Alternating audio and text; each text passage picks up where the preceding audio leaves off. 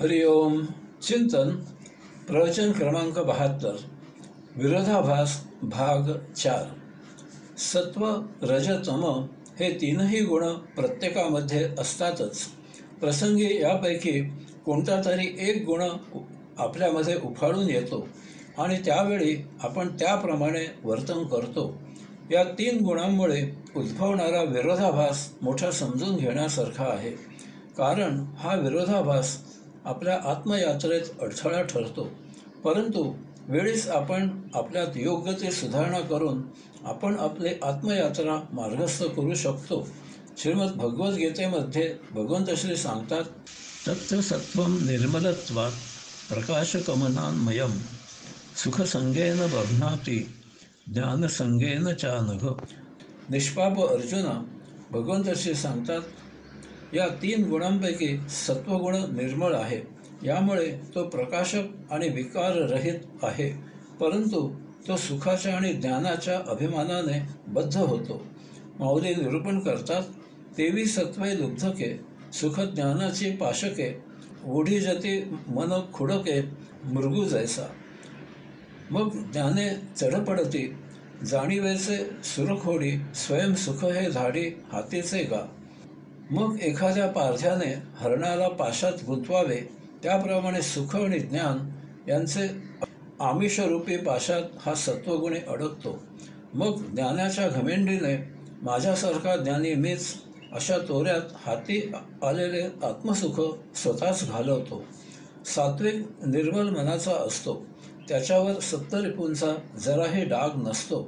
यामुळे अन्यजनांसाठी त्याचे विकाररहित दुःखरहित असे आचरण आदर्श म्हणून असते. परंतु त्याला त्याच्या सुखी आयुष्याचा ज्ञानाचाच अभिनिवेश वेढून घेतो हा विरोधाभास आहे. सात्विक मनाचा निष्पाप निर्मळ स्वच्छ आचरण करत असतो. त्याला आत्मज्ञानाची जाणीव झालेली असते. यायोगे तो या भौतिक जगतामध्ये सुखनैव राहत असतो. सभोवतालचे लोक त्याला मान सन्मान देतात. यामुळे हळूहळू त्याच्यामध्ये त्याच्या ज्ञानाचा आत्मसुखाचा अभिनिवेश शिरकाव करू लागतो. त्याला वाटू लागते की त्याच्यासारखा तोच ज्ञानी आणि समाधानी आहे. या घमेंडीत तो मोठ्या तोऱ्याने आचरण कसे असावे याचा उपदेश लोकांना करू लागतो. हळूहळू लोकांमध्ये तो प्रसिद्ध होतो. त्याला प्रतिष्ठा मिळू लागते. आता असा सात्विक असलेला स्वतःला अन्य जनांपासून जरा निराळा समजू लागतो. अभिमानाचे भूत त्याच्या मानगुटीवर ठाण मांडते. मग असा सात्विक त्याच्या त्या मान सन्मान प्रसिद्धी प्रतिष्ठा आत्मज्ञान यात गुरफटतो. त्याला 4 जणात मानाने मिरवायची सवय लागते. लोकही अशाला समारंभाचा पाहुणा म्हणून अध्यक्ष म्हणून बोलावू लागतात. हा मनोमने खुश असतो. वस्तुतः तो सात्विक आचरणाने आणि आत्मज्ञानाने योगधामाची यात्रा करायला पात्र झालेला असतो. परंतु या भौतिक जगतामधील क्षुल्लक मान सन्मानामध्ये तो स्वतःला धन्य समजू लागतो आणि जन्मोजन्मी हेच करत फेरे घेत राहतो. यात आत्मयात्रा करायची असते हेच तो विसरतो. हा विरोधाभास आहे. यासाठी माऊली एक छान उदाहरण देतात की एक राजा स्वप्नामध्ये भीक मागायला जातो आणि कोणी चिमूटभर तांदूळ भीक म्हणून दिले तरी महा खुश होतो. तो राजा आहे. त्याला अन्य राजे बहुकिमती नजराने पाठवत असतात. परंतु स्वप्नामध्ये तो चिमूटभर तांदूळावर खुश होतो. कारण त्याच्यावर स्वप्नाचा पगडा आहे. याचप्रमाणे ज्या सात्विकाने आत्मयात्रा संपन्न करून आत्मफळ प्राप्त करायचे मुक्त व्हायचे त्या सात्विकाने क्षुद्र क्षुल्लक हीन अशा भौतिक मान सन्मान प्रतिष्ठा प्रसिद्धी यावर खुश होऊन त्याचंच रममाण व्हायचे. सर्वोच्च अशा मुक्तीला वंचित व्हायचे. ज्याचे कारण एकच की तो सात्विक असूनही अजून सात्विक ही त्याची वृत्ती झालेली नाही. संतश्रेष्ठ तुकाराम महाराजांना प्रत्यक्ष शिवाजी महाराजांकडून मानाची वस्त्रे धन पालखीचा मान पाठविला गेला. ते पाहून त्यांचे कुटुंबीय खुश झाले. परंतु तुकाराम महाराजांच्या डोळ्यात दुःखाने अश्रू जमा झाले. त्यांनी ते सर्व परत पाठविले. देवळात गेले आणि पांडुरंगाजवळ भांडण केले. देवा, मला अशा चिरीमिरीने टाळू पाहत आहेस का? मला तू हवा आहेस, त्याशिवाय मला अन्य काहीही नको. अंगी सात्विक गुण असला तरी ते योगधामी प्रवेश मिळवण्यासाठी पुरेसे नाही. हे सर्व या भौतिक जगात ठीक आहे. अज्ञानी अशावर भाळतात. भौतिकात रममाण होणे हे सात्विकाचे गौणत्व आहे. यासाठी सात्विक ही वृत्तीच असावी लागते. सत्वं सुखे संजयती रजः कर्माणि भारत, ज्ञानमावृत्य तु तमः प्रमादे संजयत्युत. अर्जुना, सत्वगुण सौख्याला, रजोगुण कर्माला, तमोगुण ज्ञानाला अनावृत्त न केल्याने प्रमादाला प्रवृत्त करतो. येथे अशा तीनही गुणांचा परामर्श घेतला आहे. येथे विरोधाभास कसा आहे ते मोठे पाहण्यासारखे आहे. सत्वगुणी सप्तऋपूंच्या जाळ्यामधून निसटून बाहेर आलेला असतो. यामुळे येथे तो सात्विक प्रामाणिक अध्यात्माकडे झुकून भौतिकात व्यवहार करणारा असतो. यामुळे त्याची भौतिक भरभराट आपोआप होते. कारण समाज वैयक्तिक पातळीवर स्वार्थी व्यवहार करणारा असला तरी समाजाला प्रामाणिक व्यवहार करणारा प्रिय असतो. कारण त्यात त्यांना व्यवहाराचा जराही धोका नसतो. यामुळे सात्विक गुणांची भौतिक परिस्थिती उत्तम असते. तो सर्व सुखे उपभोगत असतो. आता जर त्याने हे असे निर्विघ्न सुरू ठेवले तर संचितात भर न होता त्याचे गतसंचित सहजच संपणारे असते. तो मुक्त होतो. परंतु त्याला आता आपण प्रामाणिक व्यवहार करणारे आहोत, सचोटीमुळे आपल्याला समाजात प्रसिद्धी प्रतिष्ठा मिळत आहे याचाच अभिमान वाटू लागतो. आता तो सत्कार्यांना आर्थिक मदत करत त्यांच्याकडून हार सत्कार स्वीकारत या अभिनिवेशातच राहू लागतो. त्याच्यात स्वरस प्रवाहित होतो. परंतु सहज शक्य असूनही यामधून पलीकडे अध्यात्मात त्याचे पाऊल जात नाही. मुक्तीची यात्रा करण्याऐवजी तो येथे त्या हार सत्कारातच रत राहतो. हा विरोधाभास आहे. म्हणजे साधे पौष्टिक परंतु नित्य सात्विक सुग्रास जेवण स्वीकारायच्या ऐवजी तो चटपटा जळजळीत पोटदुखीला आमंत्रण देणारे खाणे खात जिभेचे चोचले पुरवत राहतो आणि सुखदुःख या फेऱ्यात जन्मोजन्मी अडकतो. हा विरोधाभास आहे. आता रजोगुणीचे प्रारब्ध पहा कसे विरोधाभासी असते. तो म्हणजे महाकर्मप्रवृत्त असतो. अत्यंत चिकाटीने मेहनतीने झटून सर्वस्व झोकून काम करणारा असतो. जर त्याने ही त्याची कर्मवृत्त वृत्ती कर्मयोगाप्रमाणे वापरली तर केवळ कर्मयोगाने त्याचे गतसंचित समाप्त होते आणि नवीन संचित निर्माण न झाल्यामुळे तो संचितमुक्त होतो. त्याची आत्मयात्रा मार्गस्थ होते. परंतु त्याच्या दुर्दैवाने तसे होत नाही. तो फक्त भौतिक सौख्यासाठीच झटतो. संचितात नसलेले आणि मन सहज प्राप्त झाले नसलेले मुद्दाम कष्ट घेऊन स्वतःच्या मर्जीने उपभोगांसाठी मेहनत घेतो. यामुळे त्याच्या संचितात नसलेले उपभोग घेतले जातात. गतसंचित तसेच राहते आणि त्यात भर होते. अर्थातच मुक्तीची यात्रा आरंभही होत नाही. अशाच प्रकारे तमोगुण जाणावा. तमोगुणी आळशी असतो. या एका जागी स्थिर राहण्याचा त्याच्या स्वभावाचा त्याने जर ध्यानस्थ बसण्यासाठी उपयोग केला तर तो सहजच बसल्या जागी मुक्त होतो. अनेक महाभ्यासींना एका जागी स्थिर राहणे जमत नाही. तसेच तामस हा त्याच्या स्थायी भाव आहे. त्याचा उपयोग जर त्याने अनात्मक गोष्टी न घडण्यासाठी केला, अयोगिक वर्तन न घडण्यासाठी केला तरी त्याचे भले होईल. अनात्मिक अयोगिक वर्तन झाले की जर त्याला त्याच्या आत्यंतिक टोकाच्या तामसी स्वभावाप्रमाणे स्वतःचाच क्रोध आला तर तो यापासून दूर होईल आणि या उलट म्हणजे आत्माचरण योगाचरण करायला आरंभ करेल. परंतु दुर्दैवाने तसे होत नाही. त्याला चांगले उमजते की तामस वृत्तीमुळे हातून प्रमाद होतात.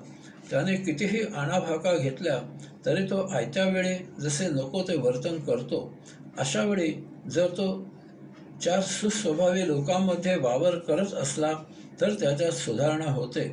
हे तीनही गुण म्हणूनच ओळखले जातात. त्यांना सगुण किंवा दुर्गुण असे म्हटले जात नाही. गुण हा शब्द सगुण किंवा निर्गुण यांच्यामध्ये समान अंतरावर साम्यक अवस्था दर्शविणारा आहे. याचा अर्थ या तीनही ठिकाणी वाईटाबरोबरच काहीतरी चांगलेही आहे, ते फक्त अधोरेखित व्हायला हवे आहे. त्यामधील वाईट उफाळून येते म्हणून तो अवगुण होतात. हा विरोधाभास जाणला आणि तरीही तीनपैकी कोणताही गुण जरी प्रगट झाला तरी तो उफाळून वर येणार नाही. यामुळे हातून प्रमाद होणे टळेल. यामुळे पुढे जो या 3 गुणांचा एक विस्मयकारक विरोधाभास सांगितला आहे त्यावर हे 3ही गुण विचार करतील. श्रीमद भगवद्गीतेत भगवंत असे सांगतात, कर्मण सुकृत्यस्याह सात्विकम निर्मलम फलम रजसस्तु फलम दुःख महाज्ञानम तमसः फलम. श्रेष्ठ कर्माचे फळ सात्विक आणि निर्मळ असे असते. राजस कर्माचे फळ दुःखमय असते. तामस कर्माचे फळ अज्ञान हे असते. हा विरोधाभास विचित्र आहे. तीनही गुण सर्वांमध्ये असतात. म्हणून जर प्रत्येकाने हा विरोधाभास समजून घेतला तर प्रत्येकजण मुक्तीची यात्रा करू शकतो. माऊली निरूपण करतात, येण्याची पै कारणे जे निपजे सत्वगुणे ते सुकृत ऐसे म्हणे श्रौत समो. म्हणून तया निर्मळ सुखज्ञाने सरळा अपूर्व ये फळा सात्विकते. या कारणाने सत्वगुणामुळे सुकृत फळ मिळते असे वेदाभ्यासी म्हणतात. म्हणून या निर्मळ फळाला अपूर्व म्हणजे या आधीच्या जन्मी न मिळालेले असे सुख आणि आत्मज्ञान फळ असे म्हणतात. श्रेष्ठ कर्माचे फळ सात्विक आणि निर्मळ असे असते. यायोगे आता असा सात्विक आचरण करणारा स्वाभाविकच असा विचार करतो की मला मागच्या जन्मी असे फळ मिळाले नाही आणि म्हणून माझा संचितासह पुन्हा जन्म झाला. मग आता जर मला असे फळ मिळाले आहे तर मी मुक्त का होत नाही? हा विरोधाभास माझ्या मागे का लागला आहे? अशाला आता सुकृत फळ प्राप्त झालेले असल्यामुळे आता तो सद्गुरूच्या उपदेशाला पात्र असलेला असतो. यथाकाळी अशाची नियतीकडून सद्गुरूशी भेट होते. सद्गुरू त्याच्या लक्षात आणून देतो की तुला सर्व काही प्राप्त झाले आहे, परंतु केवळ तुला या अप्राप्य अशा गोष्टींचा अभिमान ताठा झाला आहे. तोच तुझ्या मुक्तीमध्ये अडथळा आहे. तेवढा अहंकार, अहमपणा, मीपणा सोड. मुक्तीचे द्वार तुझी वाट पाहत आहे. अशा उपदेशाला पात्र असल्यामुळे त्याप्रमाणे त्याचे तो आचरण बदलतो. महा आनंदात जगू लागतो आणि यथाकाळी मुक्तीची यात्रा करू लागतो. माऊली पुढे म्हणतात, मग राजसा जिया क्रिया तया इंद्रावणी फळलिया जे सुखे चितारुनिया फळती दुःखे. का निंबोळीचे पिक जरी गोड आत विख तैसे ते राजस देख क्रियाफळ. राजस कर्माचे फळ दुःखमय असते. राजस स्वभावाचा असा विचार करतो की मी इतकी मेहनत घेतो, झटून काम करतो, मी कोणाच्या अध्यात ना मध्यात, मग माझ्या वाट्याला दुःख काय येते? मला सुख मिळत नाही असे नाही, परंतु तरीही ते सुख निर्भेळ नसते. त्याला दुःखाची चांगली रुंद किनार असते. कडुलिंबाचे फळ वरून छान दिसते, परंतु त्याची चव कडू असते. माझ्या बाबतीत असे काय घडते? अशा प्रकारे विचार करू लागल्यावर तो सद्गुरूच्या भेटीसाठी पात्र होतो. यथाकाळी अशाची नियतीकडून सद्गुरूची भेट होते. सद्गुरू त्याच्या लक्षात आणून देतो की तुला सर्व काही प्राप्त झाले आहे, परंतु तू तुझ्या मर्जीने उपभोगांची दालने शोधतोस आणि त्यामागे लागतोस. असे उपभोग तुझ्या संचितात असतातच असे नाही. यामुळे मेहनत घेऊनही तुला दुःख सोसावे लागते. हा विरोधाभास लक्षात घे आणि वेळीच संचितात असलेले उपभोग घे.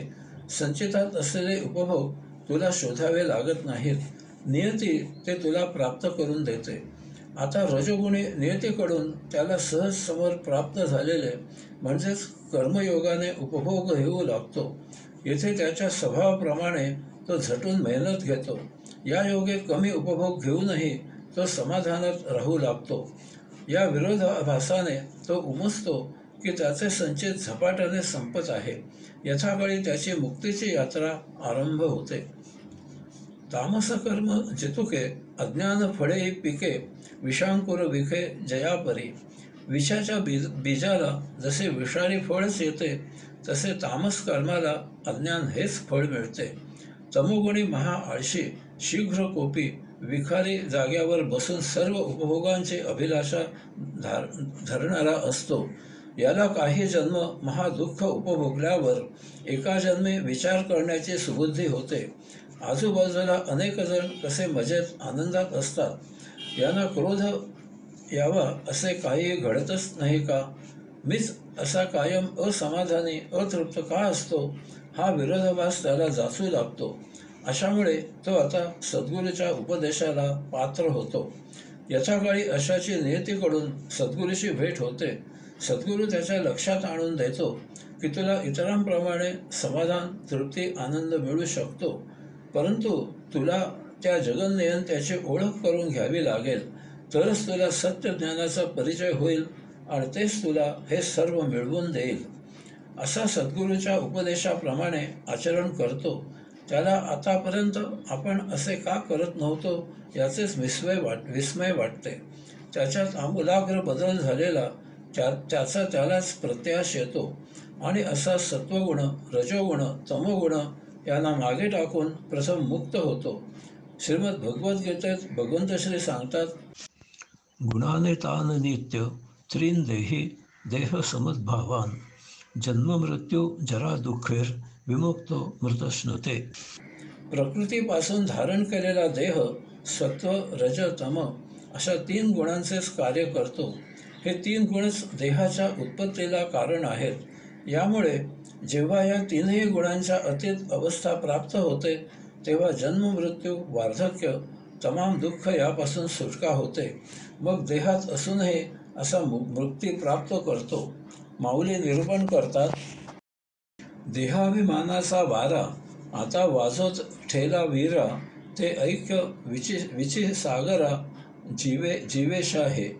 तेवी मी होऊने निरुता, मग देहीची ये असता, नागवे देह संभूता गुणासितो. येथे हा विरोधाभास कसा मोठा मजेशीर आहे पहा. तम, रज, सत्व हे 3ही गुण जन्मापासून मुक्ती प्राप्त होईपर्यंत प्रत्येकाच्या देहात ठाण मांडून चिकटलेले असतात. प्रत्येकाच्या संचिताप्रमाणे त्याचा स्वभाव असतो. याप्रमाणे त्याच्यामध्ये या 3 गुणांपैकी एक गुण प्रामुख्याने उदित होतो. उर्वरित 2 गुण त्याला पूरक होतात. त्याला अनुसरून वर्तन केले जाते. त्याप्रमाणे प्रत्येकाला त्याच्या कर्तृत्वाचा अभिमान असतो. तमोगुणी महातापट, आळशी आणि तरीही सर्व सुखोपभोगी असतो. हे विचित्र आहे. परंतु त्याला त्याच्या क्रोधाचा, आळसाचा अभिमान असतो. तो स्वतःला बहुवचने संबोधित असतो. तो मोठ्या हुशारकीने सांगतो, चिडलो की मग आम्ही कोणाचा मुलाहिजा ठेवत नाही. 6 मजली आमचा आवाज पार झाडून टाकतो. आम्हाला ते लवकर उठायला वगैरे जमायचे नाही. आम्ही सूर्यवंशी आहोत. घड्याळाचे गुलाम राहून आम्हाला जगायला आवडत नाही. त्याला त्याच्या या दुर्गुणामुळे हवे असूनही उपभोग मिळत नाहीत. यामुळे तर तो आणखीनच चिडचिड करतो. रजोगुणी म्हणतो, मी झटून मेहनत घेणारा, चिकाटीने सतत काम करणारा आणि यामुळे मनात असलेले उपभोग मिळवण्यात यशस्वी होणारा आहे. असा त्याच्या उपभोगात खुश होऊन रत राहतो. त्याला त्याच्या या यशाचा अभिमान असतो. परंतु त्यासाठी या भौतिक सुखामुळे आपोआप ओढवणारे दुःख, कष्ट, त्रास, पीडा, वैताग त्याला सोसावा लागतो. सत्वगुणी सत्शील, प्रामाणिक, मृदू स्वभावी असतो. त्याला समाजात मान, सन्मान, प्रसिद्धी मिळते. यामुळे तो स्वतःला सर्वश्रेष्ठ समजतो. याचा त्याला अभिमान असतो. असा त्याचा तो मान, सन्मान टिकवण्यासाठी कसरत करत राहतो. कारण प्रतिष्ठा काचेच्या वस्तूसारखी असते. कधी तडा जाईल याचा नेम नसतो. यामुळे सत्वगुणीला जगताना कधी मोकळेपणा नसतो. केव्हा तरी उपरती होते आणि एकचित्त एकल असण्यामधील मधुर सुरस आवडू लागतो. या योगे सर्वात असूनही कुठेही न चिकटण्याची सवय होते. अन्न, वस्त्र, निवारा याचा केवळ देह जीवित राहणे हाच एकमेव हेतू लक्षात येतो. उपभोगांचे आकर्षण नष्ट होते. तमोगुणी शांत होतो. रजोगुणी उपभोगांना विटतो. सत्वगुणी सत्कारांपासून दूर होतो. अशा प्रकारे अभिमानाचा ताठा पार उतरतो आणि लयाला जातो. आता कसे हलके हलके वाटू लागते.